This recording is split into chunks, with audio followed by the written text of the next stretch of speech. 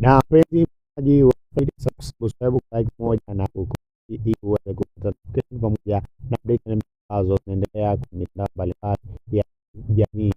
Hii ni kutokana na mengi ambayo yanaendelea ndani ya Tanzania, ambapo harakati waweza kutoa moyoni ambapo wamekuwa mambo kibao ya yale wamekuwa kiaona siku za hivi karibuni. Wamesema ushindi mshtaki Dr. Samia, wengine kati wakieleza kuleta yale ambayo sasa wana habari kudumisha umoja wao. Sasa ndio Tanzania ni mateso ya wanaharakati. Hii ni kutoka DW.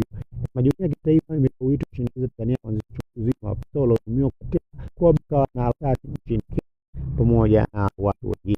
Muungano wa mashirika ya kutetea haki za binadamu Kenya ilitaka jumuiya ya kitaifa kushinikiza Tanzania kufuatia mateso yaliyopitiwa na harakati Boniface Mwangi na Geta Atuhaire uliopita mwito na kubali Mwangi na kweli uchungu masuala yaliyopitia ikiwa viko sawa kwa Tanzania kufanya na kwa Tanzania pia mji wake imekanusha madai ya Turuana na watu hao ikisema walitunga kuungana na kitila Kenya pia Jumuiya ya Afrika Mashariki, Jumuiya ya Mataifa pamoja kuitaka serikali ya Tanzania kujibisha ofisi wa polisi pamoja wao waliohusika utesaji huo ngono Boniface Mwangi na Angela Atuhaire.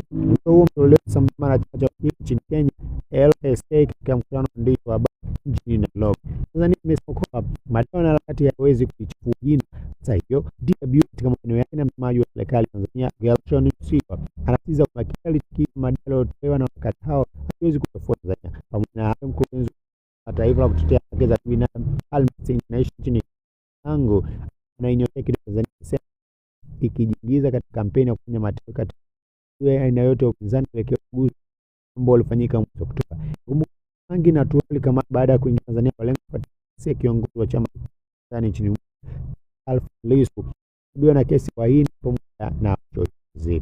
Kutokana na hayo yamekuwa yakiendelea kuzuka kwa wakati wengine ambao wameendelea kutoa neno kupitia mitandao mbalimbali ya kijamii na kuida kubwa watu kila kwa kila mmoja pia watu wamekuwa maarufu leo tangu mtu wake kuzungumza kwa maneno makali ambayo linafanya baadhi ya watu kubana ile na wengine kuona kwamba yuko sahihi.